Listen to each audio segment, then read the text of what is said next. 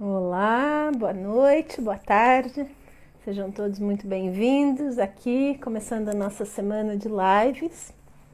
Hoje, como sempre, com mais uma convidada muito especial para falar de empatia na prática, né? Que é o único caminho possível para empatia, é vivenciá-la na prática. Se não for na prática, não tem jeito. Então, eu vou chamar a Juliana Bley aqui, que já entrou. Deixa eu transmitir ao vivo aqui com ela. Quem está chegando vai dando um oi, ver se vocês estão me ouvindo bem, tudo certo?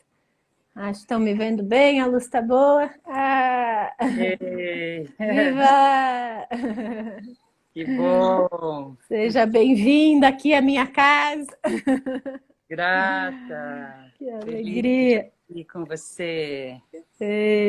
Que bom! A gente não se conhece ao vivo, né? Pois Pessoalmente. é, pois Eu é. lembro que eu acho que você estava com um workshop para ir para São Paulo em abril, não é isso, se eu não me engano? Isso, Safety Lab, aham. Safety Lab, né? E eu falei, eu vou, agora eu vou conseguir conhecer a Juliana, mas não foi dessa vez. Nessa vida digital, agora a gente está também criando relações incorpóreas, né? Tá bem Muito bom. interessante Muito isso. eu falo, essas conexões da quarentena, tão incríveis, né? Não geográficas, muito legal. Bem Muito, feliz. muito legal. E muito obrigada, né, de você ter aceito o convite. Eu acho que o seu trabalho tem tudo a ver com empatia na prática, que é o tema que eu tenho trazido aqui nessas lives, né, nessas Sim, conversas. Como é que a gente pode vivenciar? Não tem outro jeito, né, de vivenciar empatia se não for na prática. Não adianta falar sobre empatia, ler sobre empatia. É, é todo dia, né? Empatia é todo dia. Outra chamada é boa. sim. E deixa eu. Vou pedir para você se apresentar, Juliana. Eu tenho aqui a sua breve apresentação, mas acho que tem mais coisa aí para você contar para a Tá, gente. tá. Vou trazer algumas coisas rapidinho e depois a gente pode ir contando mais, né?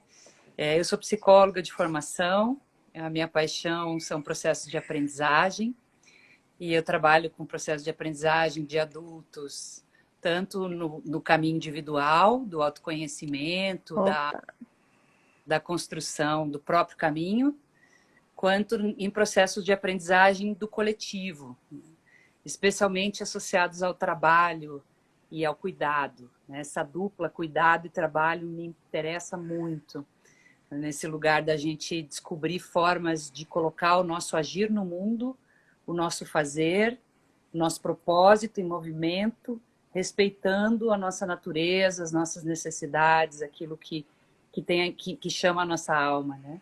Então, quem me olha de fora normalmente tem dificuldade de entender o que eu faço, porque o pessoal que me conhece do mundo da indústria de risco fala, ela é especialista em fatores humanos, indústria de risco. E do outro lado, o pessoal do consultório, do caminho do autoconhecimento, tem uma visão que é totalmente diferente. Então, parece que eu tenho vidas paralelas, mas na verdade eu faço a mesma coisa nesses dois ambientes, com o mesmo pressuposto conceitual, a mesma visão de mundo, e essa busca, né, que assim como você, de construir espaços de diálogo, de empatia, das pessoas serem pessoas e de autenticidade, né? Então isso me importa muito em todos os lugares que eu vou. Assim.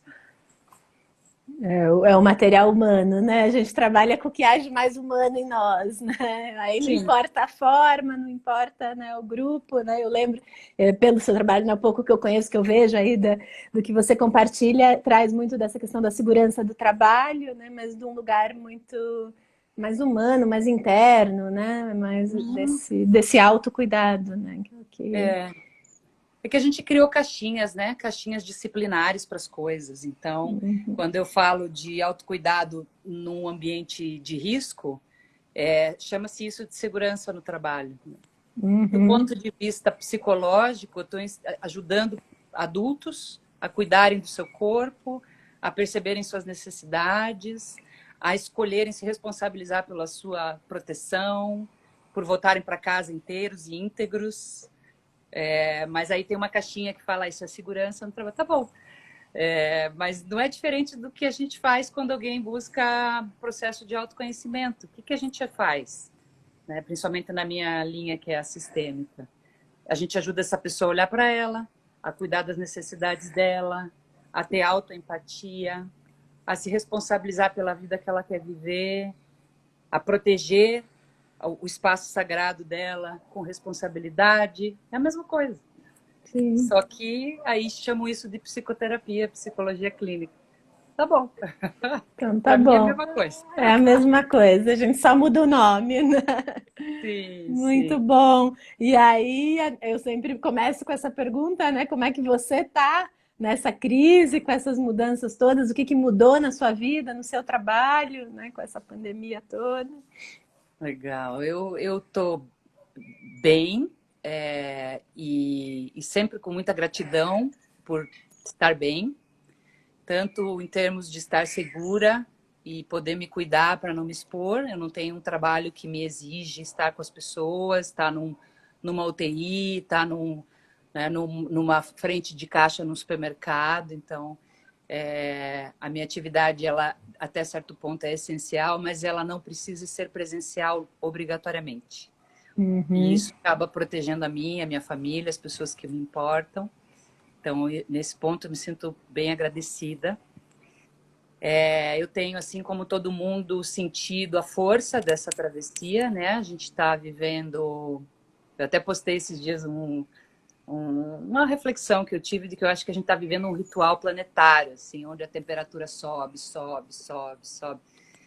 E aí a gente vai descobrindo o quanto de força a gente tem, o quanto de sombra a gente tem, o quanto de distorção interna a gente tem. Então eu tô também, eu brinco com alguns amigos que eu tô no modo retiro.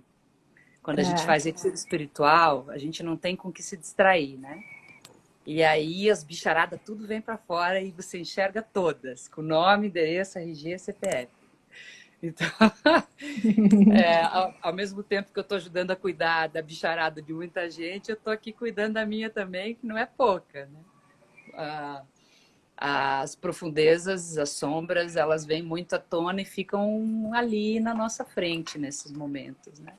Então, chego assim, segura e protegida na prática e grata por isso, tentando colaborar na prática com pessoas que não estão tão privilegiadas quanto eu, e também lidando com essa outra dimensão psíquica da coisa, que também está muito intensa e muito interessante, sofrida e interessante.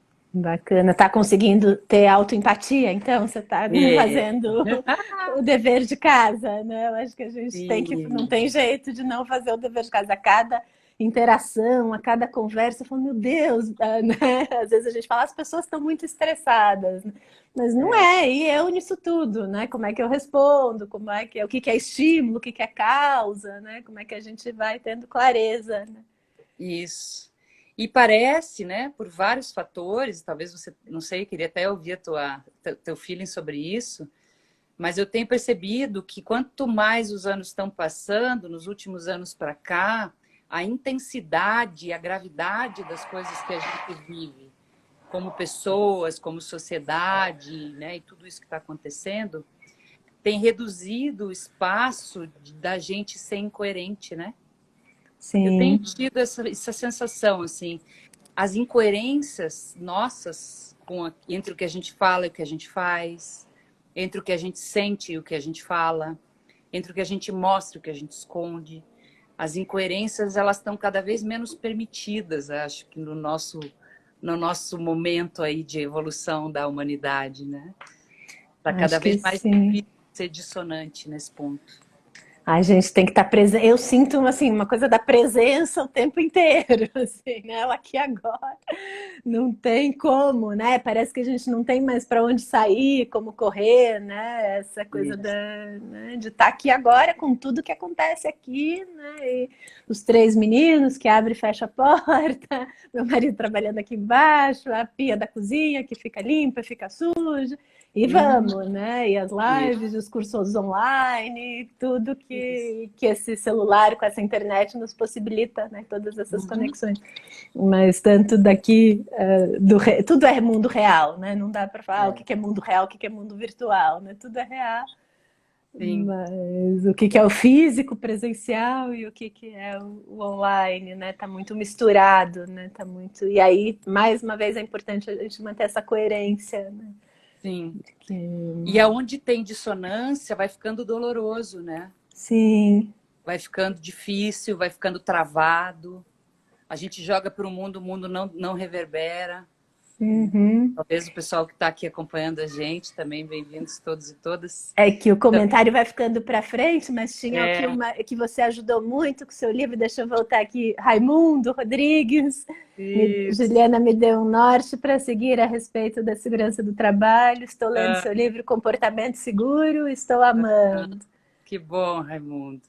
Tem várias pessoas aí queridas. E o Jale, Jaleel. Jaliel, Isso. exatamente. Pensei na pia da cozinha, a louça, e era só a minha situação. A gente está com curso eu acho, eu sinto essa coisa da urgência, sabe? Como Uhum. não dá mais para não ser humano de verdade, sabe? Agora a gente não pode mais enganar ninguém, né? Agora é para valer.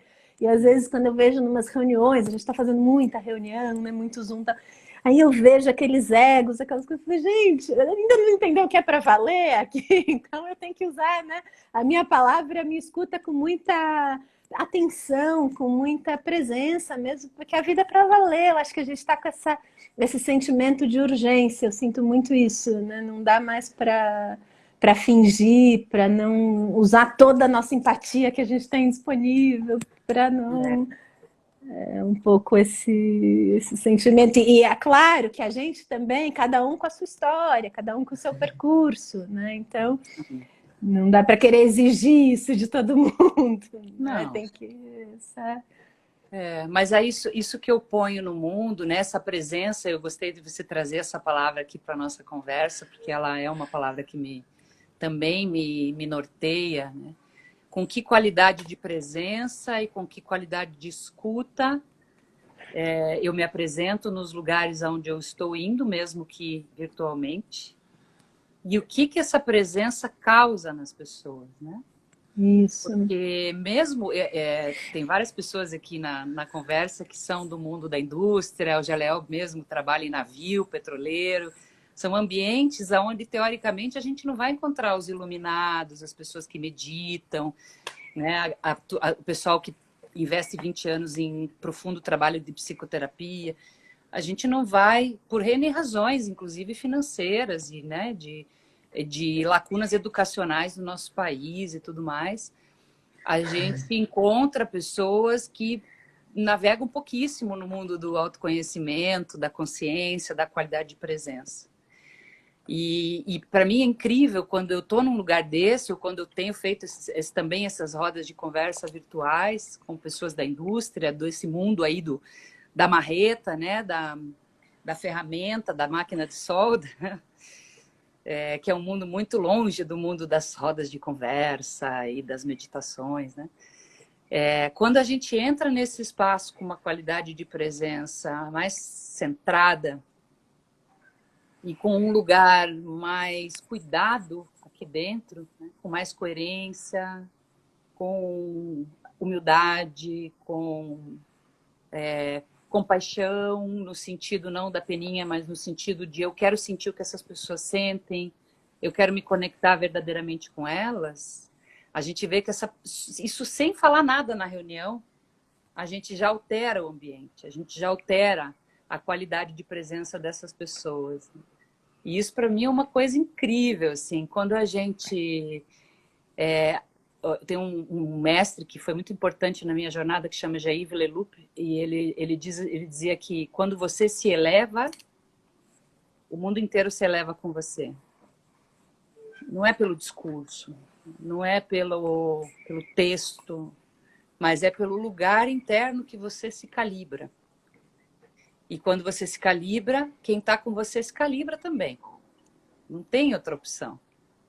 E se Sim. você está em saúde, se você está numa referência interna saudável, com clareza, com equilíbrio, você consegue também gerar isso nos lugares onde você está, mesmo que você não tenha oportunidade nem de falar na reunião, né?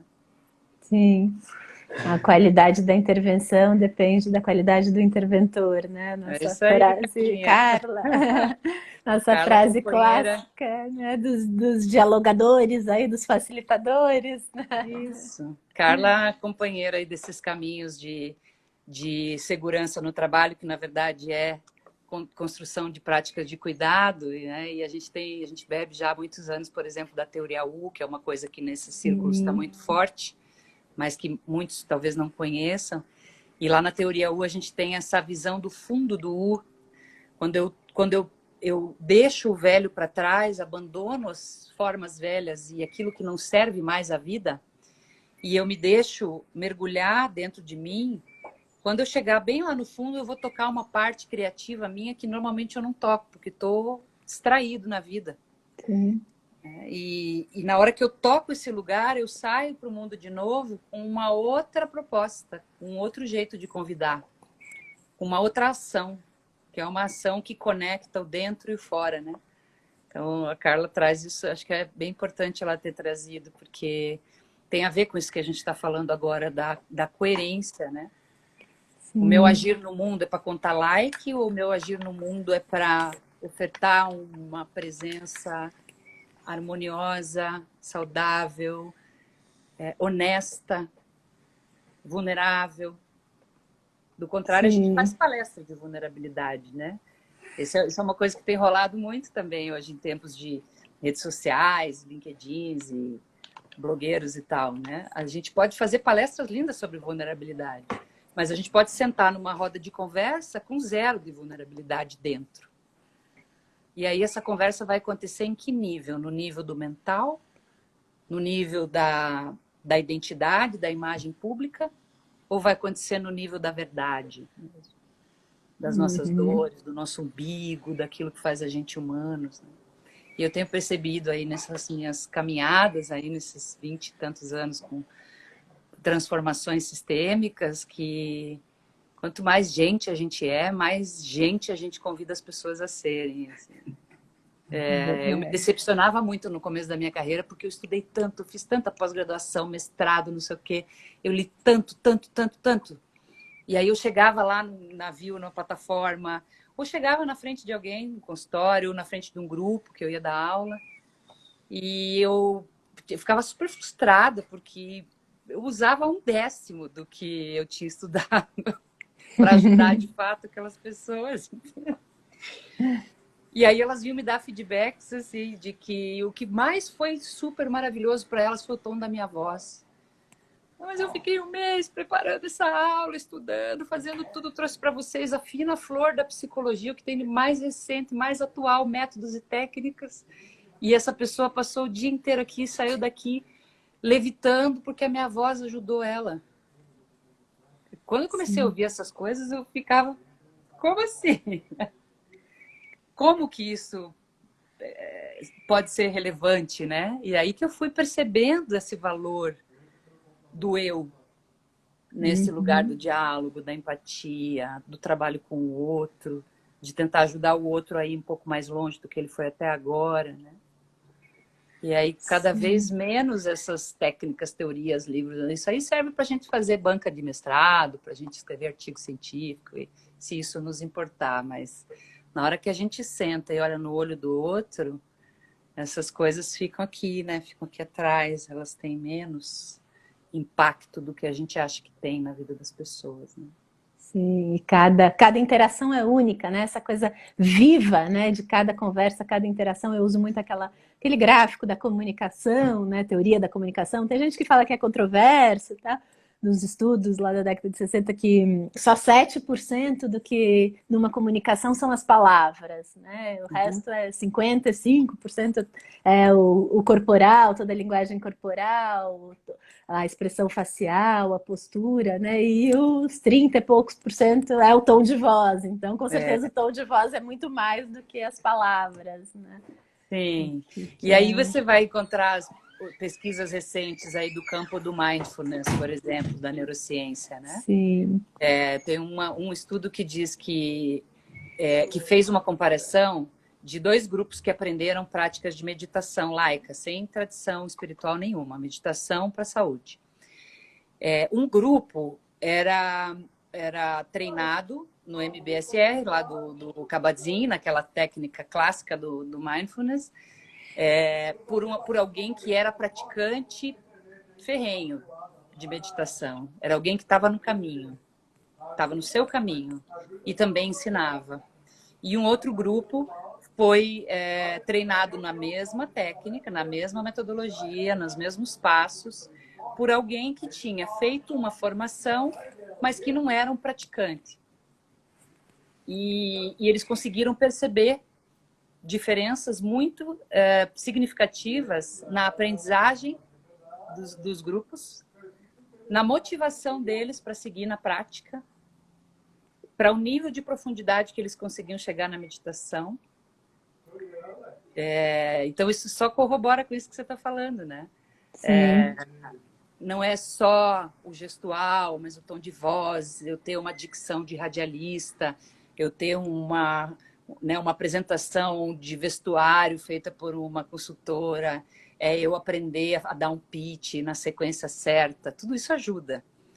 Mas se não pulsar dos teus poros, né, a verdade disso que você está trazendo, você está reproduzindo o que você leu no livro, você está construindo uma realidade para alguém que não está genuína dentro de você, né? Isso é uma coisa que a gente, no mundo das empresas, no mundo das aulas, no mundo onde a gente tem uma certa idolatria de algumas pessoas, celebridades, os blogueiros, né?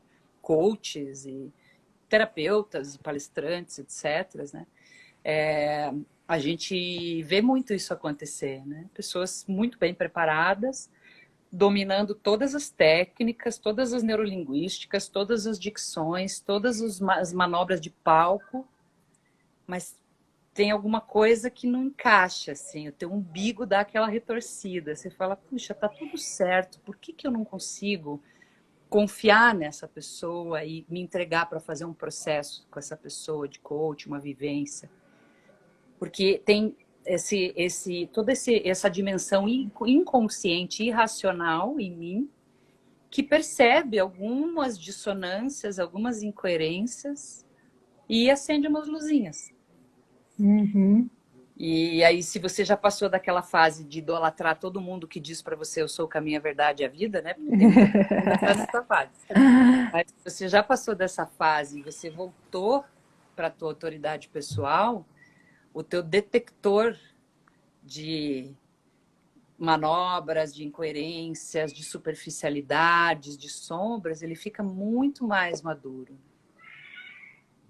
Sim, você consegue isso para você também. Consegue perceber, né? Consegue. E é muito, né? Incrível, porque é muito mais essa confiança, essa conexão. Outro dia eu ouvi, não, eu fui fazer seu curso porque com você foi conexão de alma, né? Quer dizer, eu tô, né, um curso online, né? No meio da pandemia e tal, e é conexão de alma, então, quer dizer, alguma coisa que não tem muita explicação, mas que tem um sentido. É como se fosse um campo que a gente cria, né? E cria esse cheiro, né? Tem cheiro de que eu vou me interessar por isso. E se a pessoa nem sabe muito bem o que é, né? Eu não sei se nosso curso é Transforme Seu Olhar, que é a mistura da inteligência emocional com a fotografia, que tá sendo uma experiência maravilhosa, incrível, e que veio de um lugar assim, qual é a melhor coisa que eu poderia oferecer no meio dessa crise, dessa pandemia, né? E aí me reconectei com uma amiga de infância que é fotógrafa, à distância, que mora nos Estados Unidos, e criamos, e tá 26 pessoas que disseram sim, falaram, não, eu vou com vocês, e que estamos construindo aí uma experiência incrível de conexão, de abertura, cada um num lugar. Então tem gente, né, em São Paulo, no Rio, nos Estados Unidos, na Inglaterra, que lindo! E todo mundo ali junto, né, nessa mesma, assim, é um pouco o que você trazia no começo, não importa o que a pessoa faz, né? O que ela estudou, o que ela viveu, tal, tem alguma coisa mais humana, né? Que é mais na base do ser humano. E é onde essas coisas todas se encaixam. Sim. É onde essas teorias, essas leituras, esses estudos, esses debates, eles precisam assentar em algum lugar. Mas quando vem toda essa carga técnica, metodológica, teórica, e não tem nada embaixo para sustentar, não tem um eu maduro para sustentar, desaba a casa bem rápido. Uhum. Desabar a casa, as tuas incoerências, as tuas dissociações, elas começam a interferir no teu caminho. E aí esse movimento de pessoas que vem na tua direção, eles vêm muito como mariposa na luz, né? Muito projetivos, com muitas fantasias sobre quem você é e o que você é capaz de oferecer. E aí você fica naquela, né, que é a própria dinâmica dos likes, dos seguidores e tudo mais, né?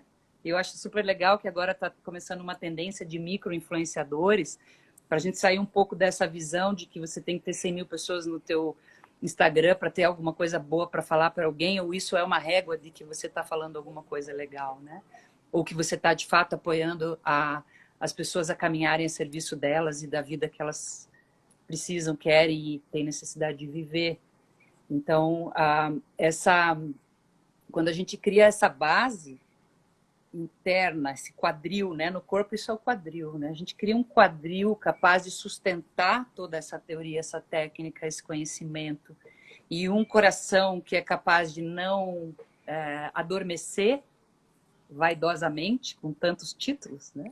Porque a gente vai ganhando títulos, seguidores, né?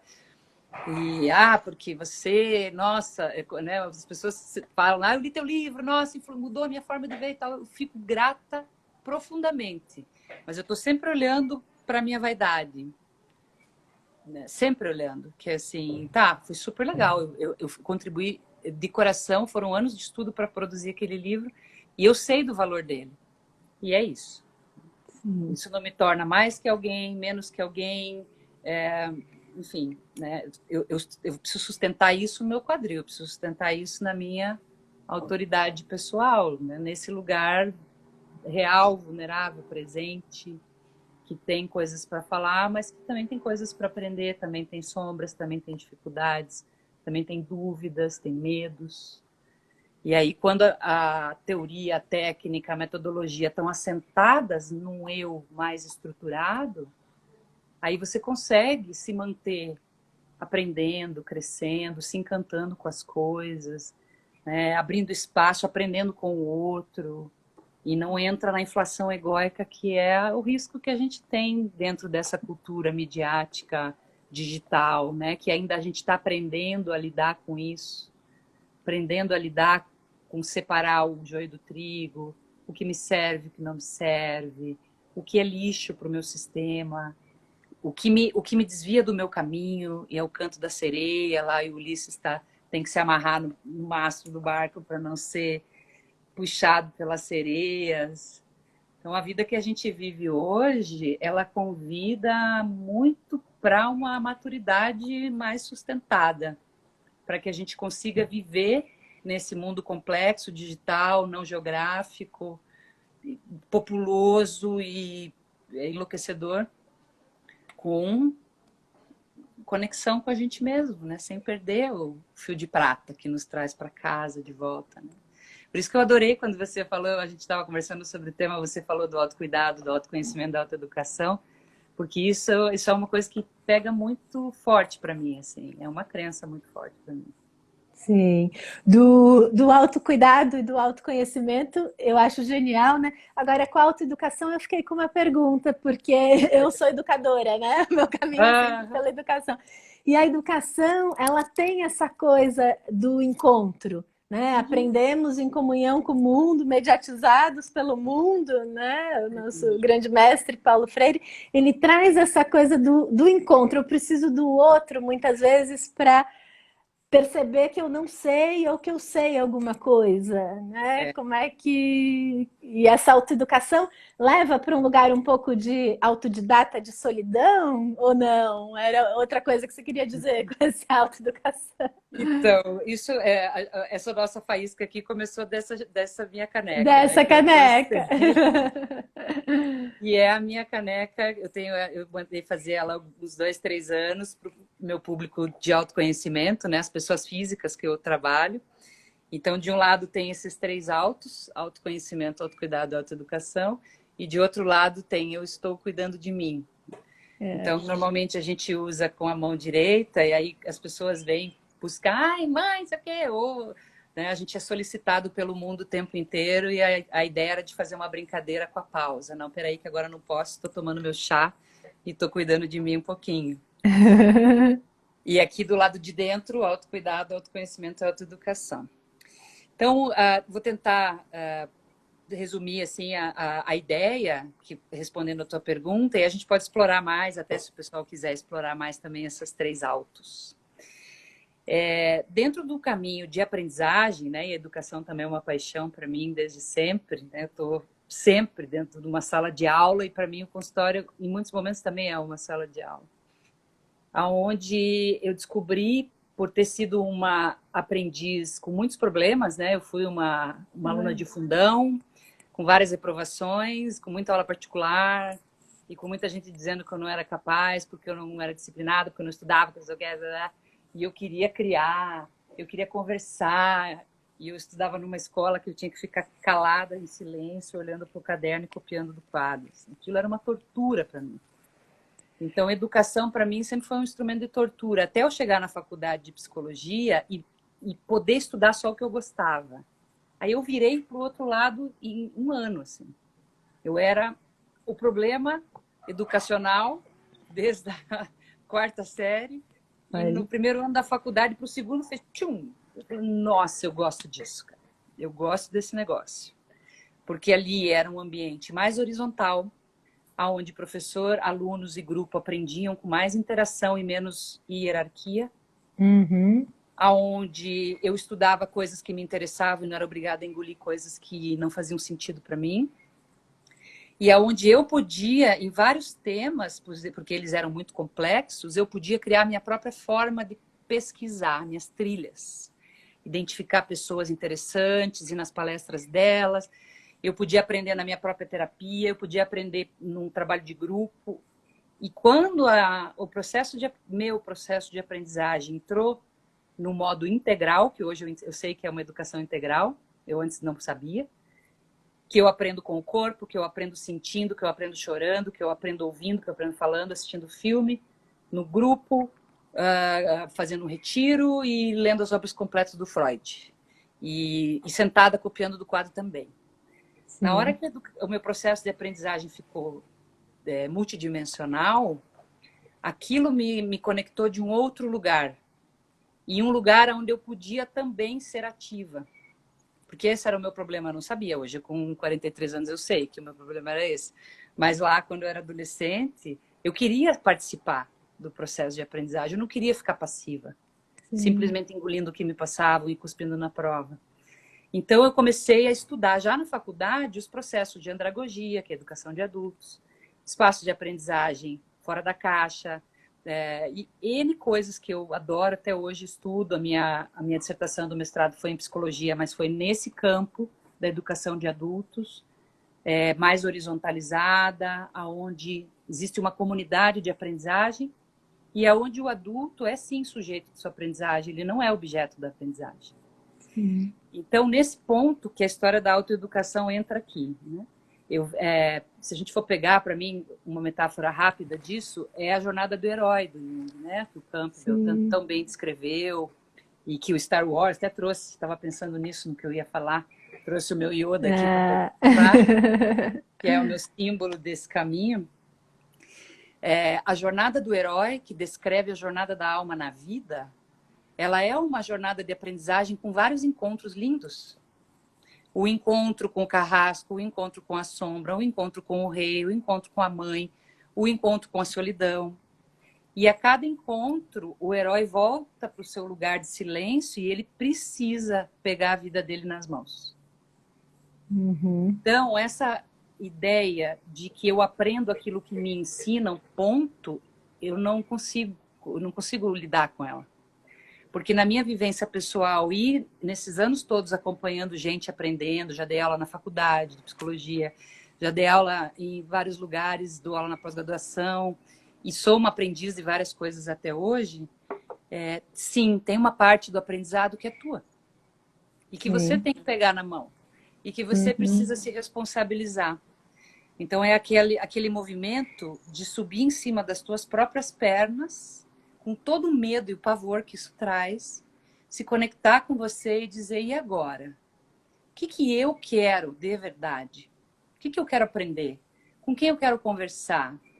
Para quem eu vou dizer não, porque esse tipo de conversa não me nutre? Que tipo de livro eu vou ver? Eu vou ver a capa, achar lindo, vou abrir a primeira página e vou dizer, não me toca. Esse lugar da autoeducação, para mim, é o lugar do processo de individuação, que é a tarefa de todos nós na vida. Ninguém vai fazer isso por nós. E a gente é uma sociedade, né, os junguianos falam isso, e quando eu descobri isso, isso me pegou muito também, que a gente é uma sociedade de crianças. Sim. Eles dizem, a gente não vive num patriarcado, a gente vive num puerarcado. Puer é a criança que não cresce, né? Uhum. É a criança que, quando é exprimida pela vida, chora e corre pro colo de alguém. E numa época da vida é a família, numa outra época é a professora, numa outra época é o cônjuge, marido, esposa, companheiro, ou é um ídolo, ou é um blogueiro, ou é alguém que eu procuro no aplicativo e que sempre troca, mas parece que eu não vou nunca ter perna para me sustentar sozinho na vida. Sim. Então, o caminho da individuação é um caminho de saúde, é um caminho de amadurecimento e é um caminho super desafiador. E que a maioria de nós, quando escolhe fazer, se bate muito para fazer. Uhum. Então, o autoconhecimento, super legal, conhecer a inteligência emocional, saber como é que eu funciono, fazer meu mapa astral, saber qual é o tipo que eu sou no Eneagrama, qual é o código, de que estrela eu vim, qual é o meu MBTI, super legal. Olhar para dentro. Super legal, e incrível e essencial, aprender a cuidar de mim, das minhas necessidades, autoempatia, né? Das minhas necessidades físicas, das minhas necessidades emocionais, das minhas carências, dos meus medos, das minhas necessidades de aprendizagem, isso também é autocuidado. E a autoeducação nessa prática diária de eu me responsabilizar pelo caminho que eu desejo e sei que quero seguir na minha vida. E que ninguém vai me arrastar, ninguém vai me dar a chave dourada das portas do céu, ou o santo graal que o Parsifal perseguia, né? Ninguém vai me dar. Não vai chegar alguém com diploma que vai te autorizar. Eu falava isso hoje com a Lu, que está aqui também. Ninguém vai chegar e vai te dar um diploma e dizer, agora você está pronta, abre a porta aí e começa a atender as pessoas. É de dentro que essa autoridade precisa vir, né? Essa maestria. Essa prática, né? Eu acho que principalmente para essas habilidades, essas competências mais desafiadoras que envolvem prática mesmo, não sei qual outra não tem, né? Mas acho que todas na vida, né? Quando a gente tem que mudar padrões, mudar hábitos, né? Muitas vezes. Então é esse ser responsável, né? Pelo seu processo de aprendizagem. Eu acho que é um pouco esse aprender a aprender e também essa confiança de que eu posso aprender tudo que eu quiser, nesse mindset de crescimento também, Isso, né? exatamente. Que sai da escola dos alunos inteligentes e dos não inteligentes, dos burros, né? Quem senta na frente, quem senta no fundão. E quem olha, conversa na aula. quem conversa na aula, quem faz bagunça, né? Eu tenho um vídeo que chama Que bom, ótimo, tem conversa na minha aula, né? Que se tiver conversa, tá bom. Graças a Deus. O silêncio muitas vezes não quer dizer nada, quer dizer que ninguém está aprendendo, né? Isso. Então, como é que a gente traz, como é que a gente assume essa responsabilidade pelo processo? É a autorresponsabilidade, né? E ao mesmo tempo essa autoconfiança você falou um pouco dessa coisa de não ser iludida muitas vezes, né? Pelo blogueiro, pela celebridade e pelo nosso sucesso, muitas vezes que ele é impermanente também, né? Ele tá, né? É aquele momento, mas que amanhã pode ser diferente, né? Então não ficar apegado, né? Tem a ver com esse desapego também. Né? Tem a ver com a transitoriedade do caminho, né? Isso, a impermanência, né? De você conseguir suportar, não ser a mesma pessoa a tua vida toda, de você conseguir suportar as mortes, várias mortes que vão acontecer no teu caminho de individuação. As sombras que vão surgir para serem integradas, conhecidas, reconhecidas, incorporadas. Então, quando você entra no caminho de verdade, você sai do modo, eu chamo de zumbilândia, né? Você sai do modo zumbilândia, que é o modo, a minha vida tá ótima se eu estou ganhando bem, comprando as coisas, assistindo coisas legais, e se eu posso viajar para algum lugar todo ano, enfim. Esse modo exteriorizado excessivamente, né? Quando você acorda da Zumbilândia e fala, uau, tem outras coisas que eu posso experimentar dentro de mim e fora de mim, e que interessante que é poder caminhar com essa lanterninha dentro desse mundo enorme que tem dentro de mim, e que sofrido também, né? Que é isso. E que desafiador. Quando eu sempre eu costumo insistir muito na tecla da autorresponsabilidade, e algumas pessoas, quando eu falo isso, elas falam assim, nossa, mas isso não deixa a vida muito dura e muito solitária? E você tendo que ser um herói sozinho, caminhando pelo deserto? Pelo contrário, isso é uma crença limitante. E se eu continuar criança na vida, vai ter sempre alguém para vir segurar as minhas lágrimas, né? E aí eu vivo nas codependências, no narcisismo, em relações mal resolvidas, precisando de ter alguém para me sentir bem. Em N situações, precisando ter um emprego para ser alguém, precisando ter dores para sentir que eu tenho potência. Não estou falando só de relações amorosas, estou falando de todas as dinâmicas. Precisar vender muitos livros para me achar uma boa escritora, ou seja, só se eu tiver aplausos e olhares e vontades viradas para mim é que eu tenho algum valor. 100% das pessoas que eu já acompanhei na minha vida, no consultório ou em espaço de aprendizagem, tem algum engate nesse lugar. E eu mesma passei boa parte da minha vida de autoconhecimento lapidando isso. Quer dizer, quem dá o meu valor? O olhar de fora ou um olhar amoroso e empático aqui de dentro para quem eu sou? E aí, se pegar a vida nas mãos, é você aprender a construir um olhar amoroso dentro de você, que não seja complacente, que não seja, coitadinho, tá, ele que não te compreendeu, né? Que seja um olhar maduro. E se eu aprender a pedir as ajudas que eu preciso e a escolher para quem pedir ajudas, eu posso fazer o caminho inteiro da individuação repleta de gente ao meu redor. Eu não preciso me isolar, eu não preciso me jogar na solidão e nem achar que eu bravamente tenho que dar conta de todas as coisas que me acontecem. Sozinha, não é assim para ninguém. Sim. Não é. Nós somos seres gregários, a gente precisa pertencer. Mas se eu me responsabilizo com amor por mim, eu não vou escolher o primeiro terapeuta que me aparece para me jogar no trabalho terapêutico e sair toda machucada porque escolhi uma pessoa que não tem nada a ver com o meu jeito de ser. Ou eu não vou buscar apoio em amigos que não têm empatia comigo. Eu não vou criar uma rede. Então, vou sair do negativo, vou para o positivo, né? Quando eu me autorresponsabilizo pelo meu caminho de individuação, eu me torno mais criterioso para escolher que terapeutas, mestres, reikianos, coaches, professores realmente vão me ajudar a crescer e quem vai me botar no canto da sereia ou que tem a maior boa vontade do mundo, querido, maravilhoso, mas não é isso que eu preciso. Tem para me dar um alimento que o meu corpo não quer, não precisa. Um alimento energético que não tem cabimento nesse momento da minha vida, ou que vai me amortecer e vai me impedir de seguir com tônus. Então, eu vou ser criteriosa na hora de escolher quem vai me ajudar. Eu vou trabalhar essa conexão com a minha necessidade para poder pedir ajudas que realmente ajudem. Eu vou lapidar a minha rede de relações para deixar mais pertinho de mim pessoas que realmente sejam parceiros de jornada. Duplas empáticas na comunicação não violenta, a gente chama de duplas empáticas. Eu tenho algumas duplas empáticas minhas que estão aqui na nossa live.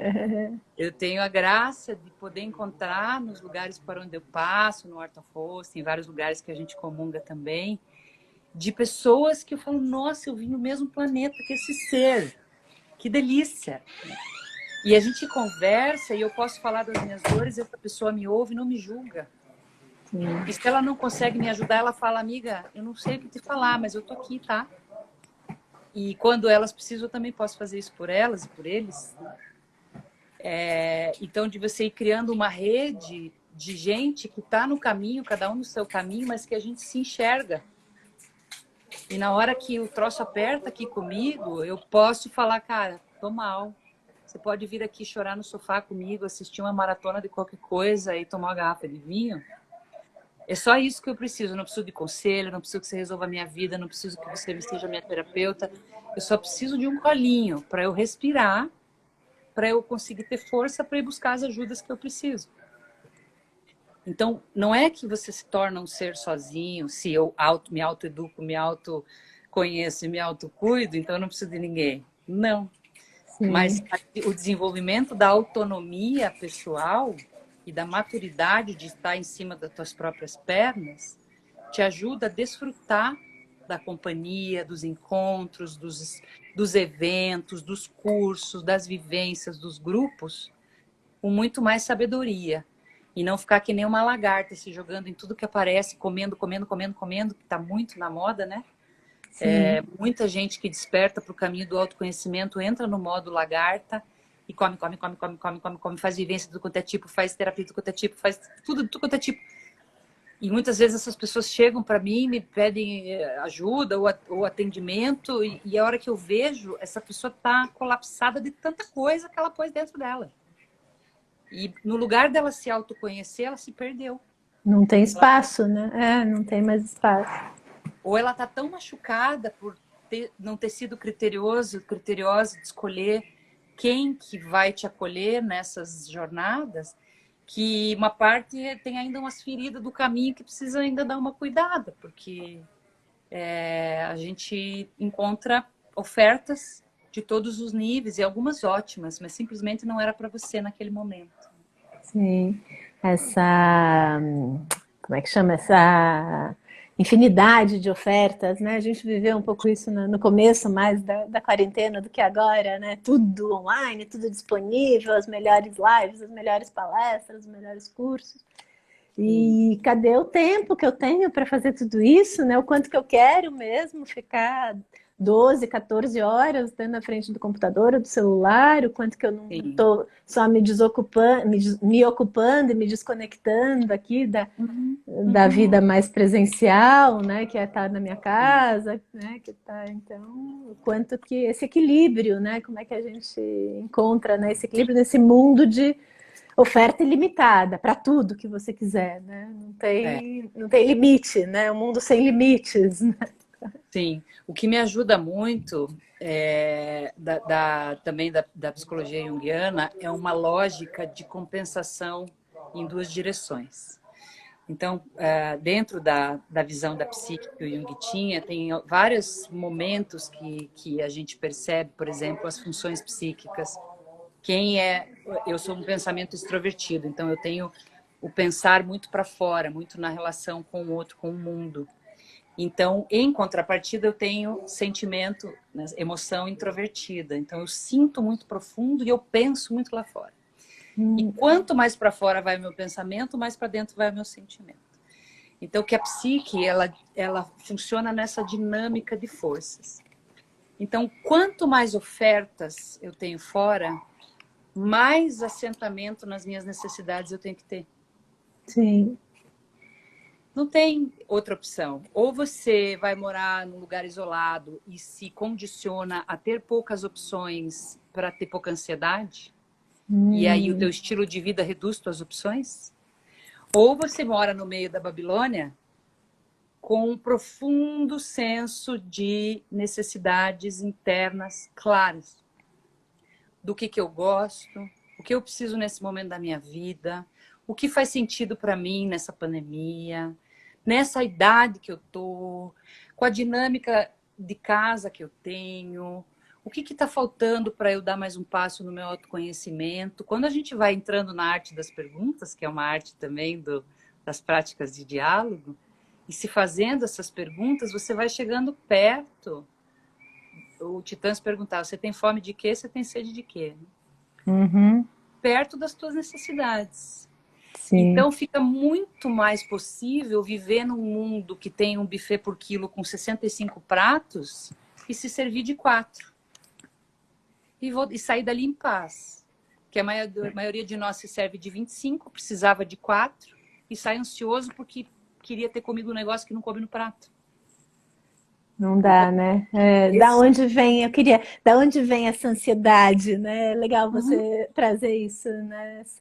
Esse excesso de escolha, da falta, vem do excesso de escolha e da falta de eu conseguir colocar o limite, de eu dizer não, né? De ancoragem dentro das tuas reais necessidades. Uma Uhum, prática simples. Cada vez que você chegar no momento da refeição e você perguntar para o seu corpo o que você precisa e quanto para daí se servir, isso já é um treino.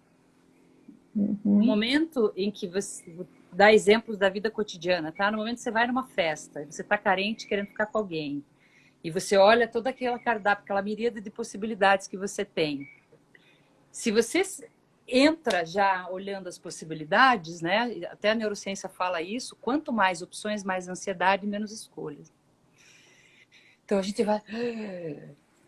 Prova disso é que tem vários restaurantes que estão adotando cardápios mínimos, né? ah, sim.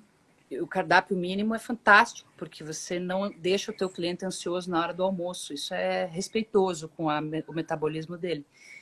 Então, se eu entro num baile e antes de ir para esse baile, eu clareio, fome de que eu tenho? Eu estou querendo um aconcheguinho, eu estou querendo um chamego, eu estou querendo uma noite de sexo, eu estou querendo, né, transar com alguém, eu estou querendo encontrar o homem da minha vida, eu estou querendo o quê? Procurar um marido para pagar as minhas contas. Todas as opções são válidas. Zero de juízo de valor. Agora, qual que é a tua? E não é daqui. É do umbigo. Assim, o que meu umbigo quer? Isso para mim é a minha pergunta de sempre. Assim, quando eu estou em algum lugar e eu estou com dificuldade de escolher, eu pergunto, umbigo, o que a gente quer? Eu quero ir conversar com aquela pessoa, eu quero ficar aqui quietinha olhando as coisas acontecerem. Quando me aparece um curso, a minha mente fala, eu quero. Aí eu pergunto, e aí, umbigo? Rola? Vamos olhar. Aí eu dou uma degustada, vejo o programa, assisto um vidinho da pessoa que vai dar o curso e fico observando o que acontece no meu umbigo. Normalmente, quando não é para mim, o meu umbigo faz assim, ó, eu Não. sinto um aperto, assim. O curso é incrível, a pessoa é fantástica, eu tenho dinheiro para pagar, eu posso fazer, eu tenho tempo, mas não é. Não é porque, não sei, mas o meu corpo não gostou dessa experiência, então eu não vou. E toda vez que eu qualifico isso, essa inteligência somática, que também sou eu fico em paz. E muitas vezes que eu acompanho pessoas ansiosas ou em crise de pânico ou em situação de angústia muito extrema, a gente observa uma dissociação entre o que o corpo está dizendo, o que as emoções estão dizendo e o que a cabeça está dizendo.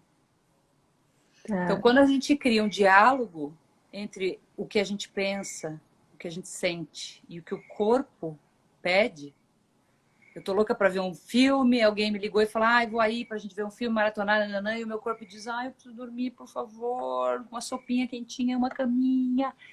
E eu falo, não, porque a vida é curta, não posso e tal, vou.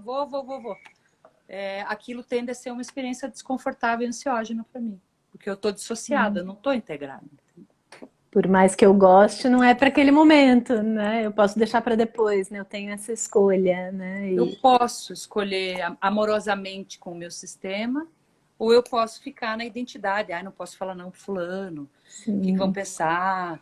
E tal, eu tenho uma reputação. E se eu falar não e a pessoa não quiser mais vir aqui? Eu como responsável pelos meus movimentos no meu caminho de individuação, eu vou escolhendo que riscos eu corro, que preços eu pago, né? E a mesma coisa acontece nessa história do esticar, né? Quanto mais opções fora, mais necessidade de estar dentro. Acontece também com as sombras, que estão vindo muito à tona agora na pandemia. Sim. Então, quanto mais eu me desenvolvo, quanto mais eu elaboro, quanto mais eu salto na minha consciência luminosa, me torno mais iluminado no sentido de com mais clareza, mais eu vou ter acesso automático ao porão. E a maioria de nós, e as autoajudas, os discursos de querer, poder e conseguir, eles nos seduzem de que você pode ser o que você quiser, fazer o que você quiser, colocar no mundo o que você quiser, porque você só vai. E isso não é real no mundo da psique.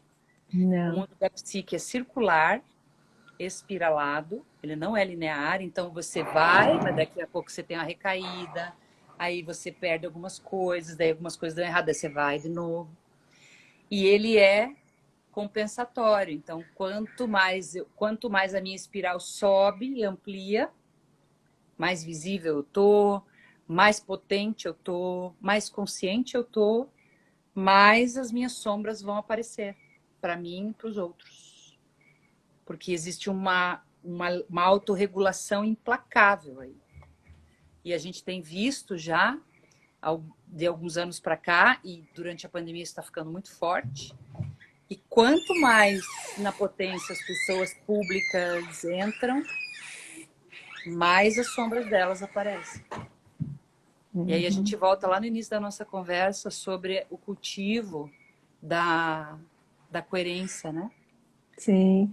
O que está dentro está fora, o que está em cima está embaixo, o que está na luz também está na sombra, da integridade, né, do ser, para que a gente possa conseguir suportar mais expansão, mais evolução, mais sucesso, mais publicidade, mais pessoas olhando para você e N coisas que estão muito no mundo da pandemia agora, né? Sem que o rabo do dragão venha, saia debaixo da tua batina e te dê uma rasteira. E a gente está assistindo muito acontecer isso com várias figuras do mundo da espiritualidade, do mundo do poder, das instituições, das empresas, né?